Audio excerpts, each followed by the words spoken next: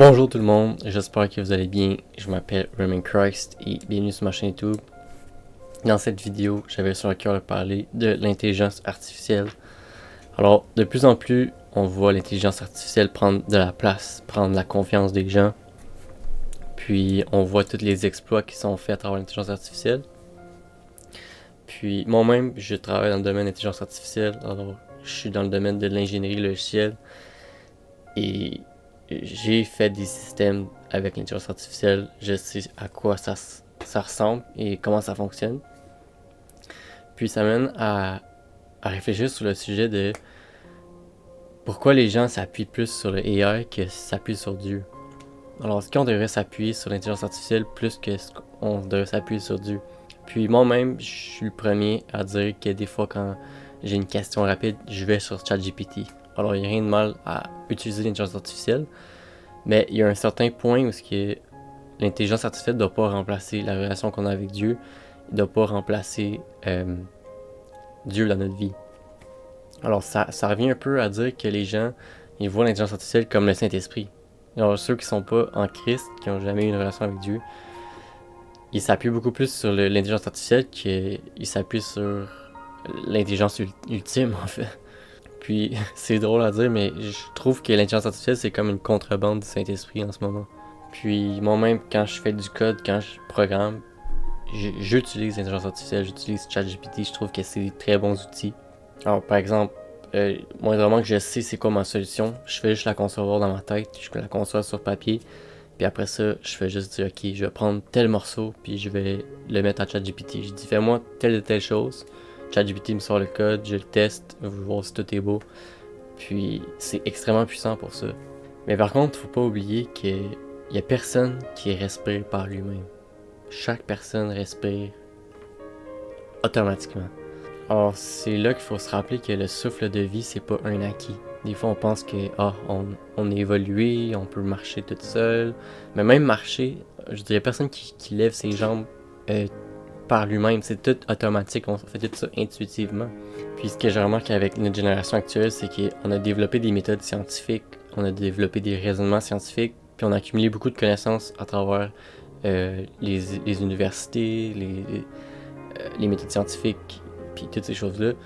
Puis ça nous amène à penser qu'on a surmonté Dieu, on a surmonté la religion, puis la religion c'est toutes des choses du passé, puis on est rendu meilleur que ça. Mais c'est faux en fait, on n'a pas surmonté Dieu, on n'est pas rendu meilleur que quoi que ce soit. Oui, on se le cacherait pas, on a développé beaucoup de technologies, on a fait des exploits, mais il reste que l'homme est tout aussi méchant qu'il l'était il y a 2000 ans. L'homme est tout aussi imparfait qu'il l'était il y a 2000 ans. Puis la preuve, c'est que, regardez juste, même pas 100 ans avant, il y a des millions de personnes qui se faisaient brûler dans des fours. Alors, si ça fait même pas 100 ans qu'on s'entretuait puis on se gazait dans des fours, venez pas me dire que l'humain a évolué. Alors oui, on a développé, comme je disais, beaucoup de technologies, mais ça fait pas en sorte qu'on n'a plus besoin de Dieu. On a tout est aussi besoin d'être sauvé qu'il y a 2000 ans et qu'il y a 100 ans. Puis j'aime le fond d'écran devant moi. Je trouve ça tellement comme... Tu vois la lumière qui vient à travers la croix, parce que c'est l'expression de l'amour de Dieu qui est venu se manifester à nous. Alors qui aurait cru que Dieu se serait humilié, serait descendu sur terre dans un corps d'homme comme moi et toi, allait payer la pleine souffrance pour tes péchés et mes péchés, puis allait surmonter la mort pour nous prouver qu'il y avait un espoir après la mort, puis que si on croyait en Jésus-Christ, qui est Dieu à travers l'homme, on avait la vie éternelle. Qui aurait cru ça?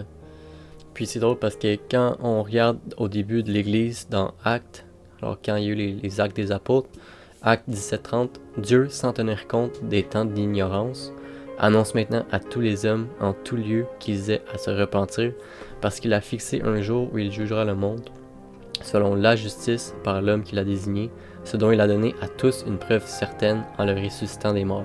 Alors même si ça fait 2000 ans, puis on pense qu'aujourd'hui c'est des personnes qui n'étaient pas évoluées, puis que c'était du gros n'importe quoi, la religion, les dieux, tout ça, il reste que Jésus-Christ a vaincu la mort. Alors il n'y a personne sur terre depuis la fondation du monde qui a réussi à avoir le pouvoir sur la mort, qui a réussi à revenir à la vie, sauf Jésus-Christ. Ça c'est fait exprès parce que Dieu voulait nous donner une preuve certaine. Alors même que tu aies toutes les méthodes scientifiques du monde, que tu veux avoir les preuves, On est en 2024 aujourd'hui parce que Jésus-Christ a vaincu la mort. Puis ça me fait rire parce que les gens ils vont dire « Ah oui, Jules César il a existé. » Ben oui, Jules César c'était un empereur romain, puis c'était un grand homme. On a même des statues, des sculptures de lui. Vous comprenez, ils n'ont pas besoin d'avoir une preuve nécessairement d'une photo d'un iPhone 6 en 2000 ans avant Jésus-Christ. Alors, ils savent par la foi qu'à travers les témoignages qu'on a de Jules César a existé.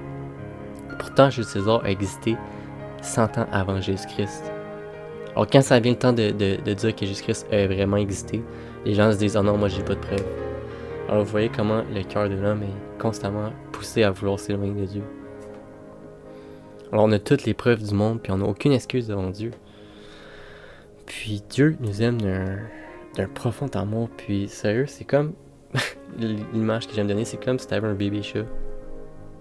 T'as un beau petit bébé chat qui vient te voir, mais il a constamment peur de toi.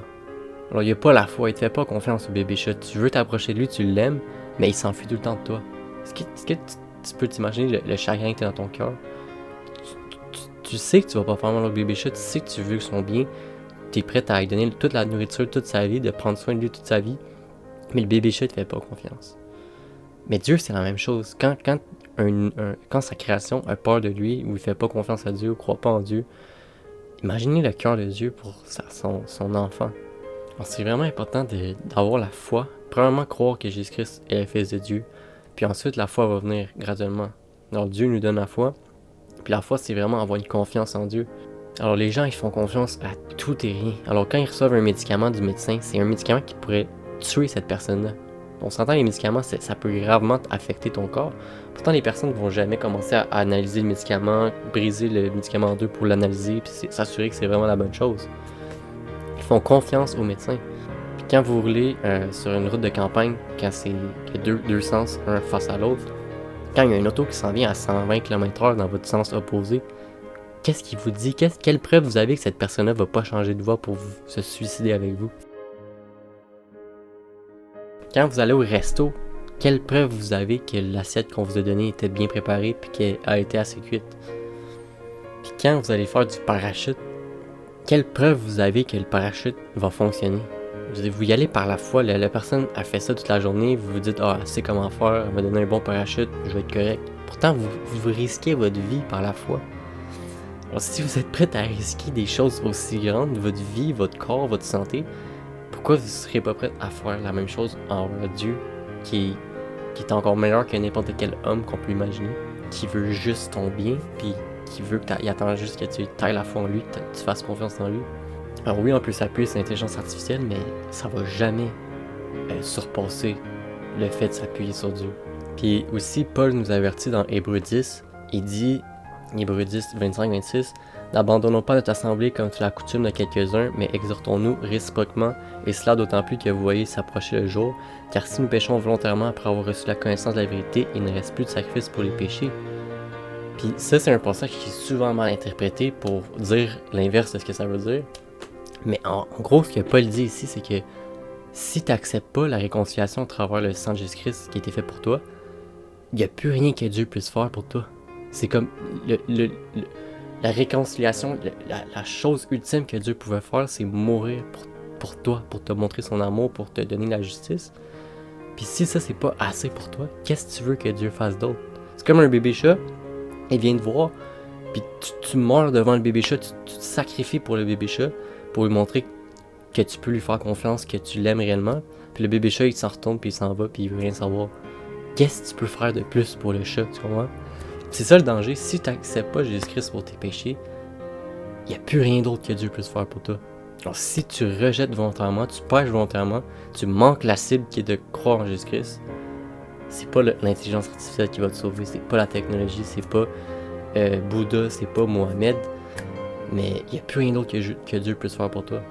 Alors si le sang de Jésus-Christ qui a été versé pour toi, ça te permet pas de revenir à Dieu avec confiance, puis de la confiance que Dieu t'a pardonné à travers son sang, il n'y a plus rien d'autre pour toi, mon ami. C'est triste, mais c'est ça.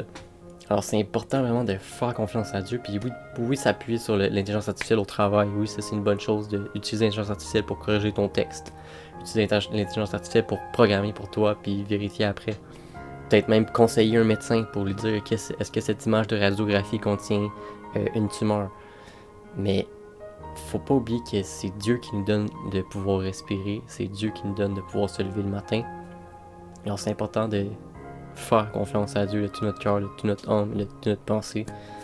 Comme il dit, il faut l'aimer de tout notre cœur, de toute notre âme, de toute notre pensée. Ça, c'est la meilleure chose que tu peux faire de ta vie. Alors je vais pas faire une vidéo trop longue. J'espère que ça vous a béni. Continuez votre marche avec le Seigneur et Amen.